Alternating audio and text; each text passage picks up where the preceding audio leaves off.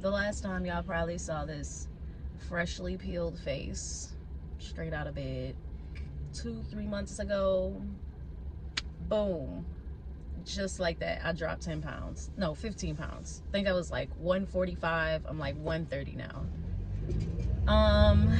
And that is not due to stress and depression, despite what people are thinking or saying. Don't get me wrong, I am both of those things, but what had my weight uncontrollably haywires was the antidepressants. I went up to at least 170 something, I don't know, and I just didn't see myself stopping the medication for any reason.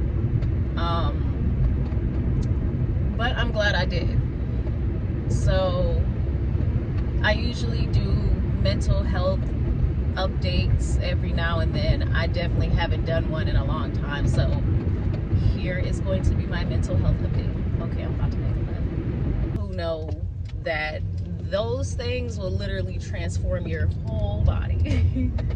I was pretty effing big, okay? The last 3 months have been something I've never dealt with in my life before, and I wouldn't wish on my worst enemy. But I'm going through it, and I'm going through it unmedicated. Despite the past year and a half or 2 years, yeah, year and a half or 2 years that I have been on medication. That's a little better. And when I first started on medication, it was like little by little, the hydroxyzine, like I think it was 5-10 milligrams, and Prozac 10 milligrams, 20 milligrams, and then eventually it evolved to more medication. So it was a very difficult roller coaster. And then of course me going to the mental hospital, that upped my dose a lot. I was on medication in there that I wasn't even on when I got out of the hospital. So it was just like a brain fuck. Like they just had me in a fog in there. And from that time that I got out of the hospital, in 2023, I think it was May. Yeah, May. And up until August of 2024 of this year. So that was a year, I want to say, that I was on like that exact dose of heavy medication. And it was heavy because it had me knocked the fuck out. I had no emotion. Like I couldn't feel. I had no type of sex drive. I had no desire for intimacy. I'd have an appetite, but at the same time I wouldn't. And I realized even when I stopped eating, I felt what it was like to still gain weight, or just to not lose weight no matter what you did. I didn't try anything to lose weight, but I never have to try anything to lose weight. I have a natural fast metabolism. Don't you do it, Mr. Minivan. Yeah, I made it to Highway 6.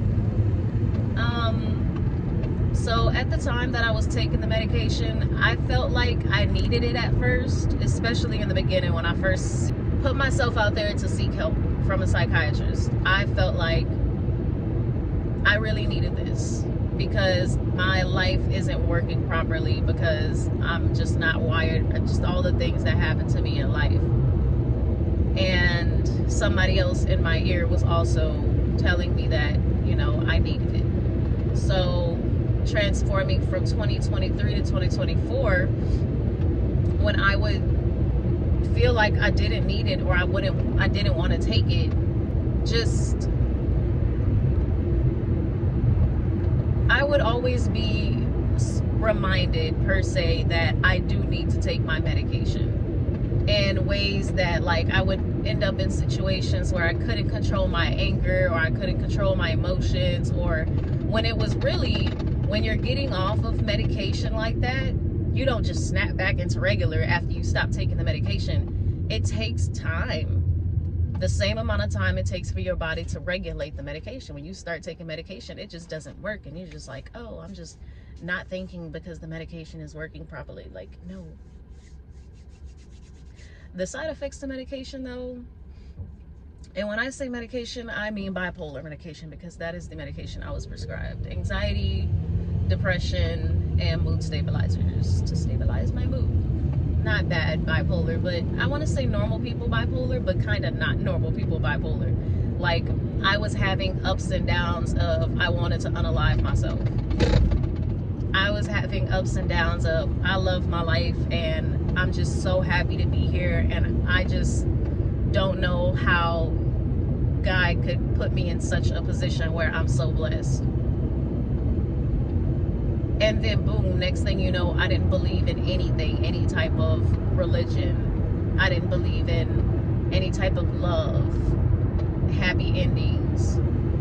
Like, and that is because of the environment that I was in when I was taking the medication. And the environment that I was in was a very, very unstable environment. I was living with my ex baby daddy. That's how I'm gonna refer to him, not ex-boyfriend, ex-fiance. He is my baby daddy. I lived with him for almost 4 years. Very, very unstable environment. He would encourage me consistently that I needed medication. Like, medication was good for me because he said I was easier to deal with. Verbatim, word for word, I was better on medication. And I would tell him, I feel like I'm good off medication, just like I feel like I'm good when I don't smoke weed. So, versus him, every day of that relationship, he smoked weed. He was an avid cocaine user. He'd come home and the first thing he'd do is drink a beer while he smokes. So it was very, very unstable. And I'm taking this medication thinking that if I keep doing this, oh, they drive crazy. If I keep doing this, you know, my mind's gonna be okay, my mind's gonna be stable. Well, you know, I started to notice that he was coming home late because he was going out with a friend, or he's going out to hookah. Or I started to notice he'd come home with food and he'd be like, oh, I didn't think that you like Caribbean food or Chinese or whatever. And I'm like, you didn't even ask. I started to notice that he'd come home with gifts and he'd say, oh, my boss got me this cologne and these shoes and these clothes as a gift to say thank you for me working there. I started to notice him smiling on his phone, just doing things. I was so medicated, just like I told everybody else in my life when they asked me where he was, what he's doing, what do I think he's doing. I swear to God, every time I used to say, I don't care. I don't know and I don't care. I don't know and I don't care. And honestly, it was because at that time, I really didn't care. I knew my purpose. My purpose was me not being there for the rest of my effing life. I wasn't going to be there for the rest of my life. I knew that. So, I didn't want to read too much into it because I also knew that he wasn't a good person. So whatever he was doing, you know, good riddance to him, I guess. The medication, it just had me in a fog. I would be at home with our daughter late nights and he'd just come home late nights and, you know, he'd be like, there was a meeting, and just things didn't make sense. I was in a fog, but I wasn't too much in a fog to know that shit didn't make sense. Oh, okay, it's not that cold. I can get iced coffee, right? I'm gonna get iced coffee. Iced coffee. Or I'm gonna get a hot coffee. Let me see. Yeah. I wasn't too much in a fog to know, you know, that he was doing certain things. And at this time, I had been alienated from family members, from friends, in a sense that he used to make me feel like it was okay to go out with family and friends. And when I started to do that, it was the complete opposite. Everything just changed. all of a sudden he had a problem with what I was wearing when I went out, where I was going, where I was comfortable with going, who I was going with. He judging the character of these people. And sometimes people would say, well, maybe you shouldn't tell him anything about your friends. Nobody knows the things that he said about a lot of people before he even met them. Yeah. So, and I normalized this over the years. So by the time that time came where he was going out and he was trying to push me to go out, even then, when I stepped out or did anything without him or made a decision without him, he would make my life hell unless I like bowed down and apologized. So maybe like if I had $1 for every time I said I'm sorry a week to him, I would have a couple $100. At this time, he made sure I took my medication. He made sure of it. Every day, every night, he made sure I took my medication. Until it came a day where he said, I wish you didn't depend on medication to get by. It was sometime in August of this year, 2024. And I was just like, it's giving you're trying to paint me out to be not a crackhead. What are those people who depend on medication to get by but do it like in a bad way? It's the way that he was typing it. I felt like it was so he could screenshot the conversation of whatever we was talking about, and it was so out of context of what we was talking about. And I was just like, all I said was okay. Like, my mind was putting stuff together, but at the same time it just wasn't. Like, I still felt just like how I feel right now, just like kind of jumbled up in the head a little bit about the situation. So what led me to stop taking the medication was because my birthday is September 4th, and I stopped taking it the last week of August so I could go out and have fun on my birthday and drink and have like a regular birthday experience that everybody does. I don't drink. I try, and when I try, like, I regret it each time. It just doesn't make me feel good, not even towards the halfway mark. I can't do it. But in the midst of me doing that, I caught him cheating on my sofa in my house. I was unmedicated. I felt unhinged at the time because the last time that I had gotten off my medication, I ran up on a random lady with a pair of scissors in my hand. That's a totally different story time. At work, while I was working at PetSmart for the second time. And after that, I was like, I'm not getting off my medication. So when this happened, and I say it like that because I pulled up on it. Like, I pulled up, I told him I'm on the way home, and he wanted to make sure she was there so I could get the message and leave so he could start the new chapter of his life.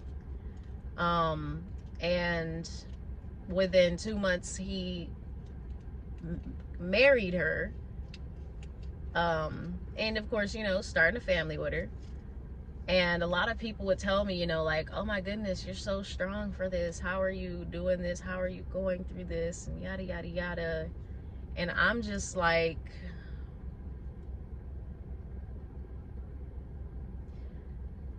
not only did I detach from the relationship when I left in 2023, I packed up everything out of that house and I left and I went back because mentally I couldn't do it where I was when I left. I checked myself into a mental hospital. I thought I was going crazy.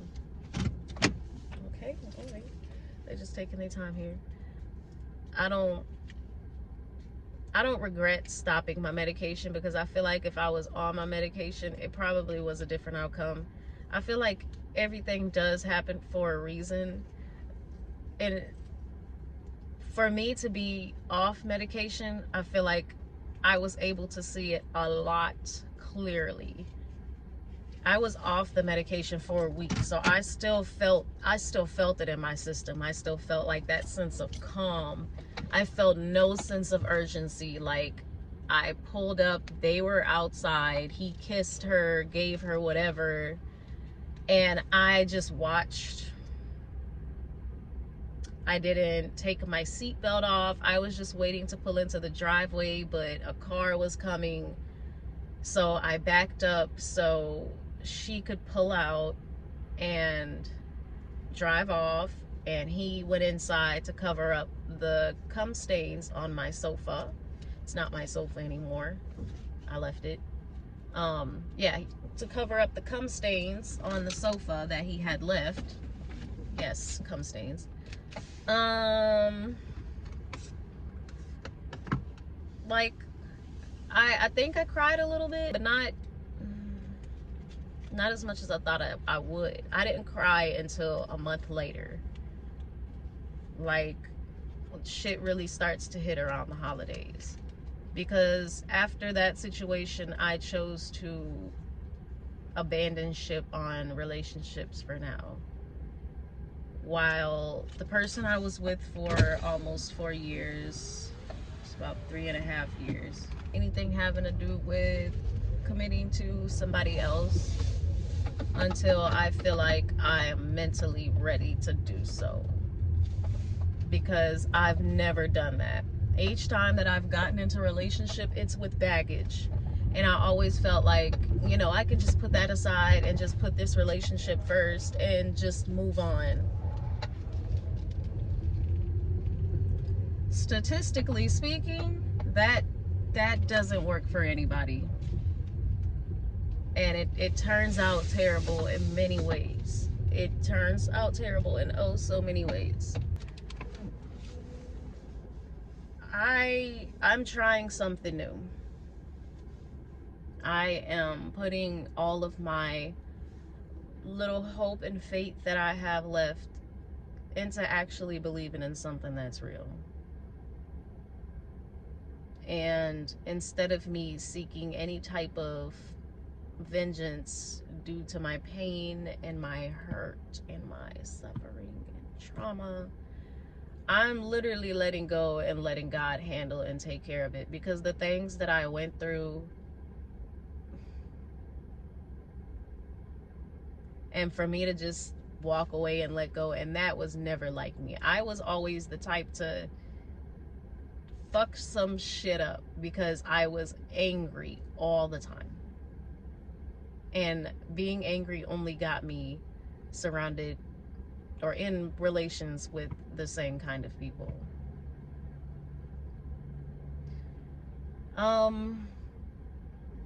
Do I plan to get on medication again someday? Maybe. Now that I'm living alone, I feel like I'm in a controlled environment, which is my own.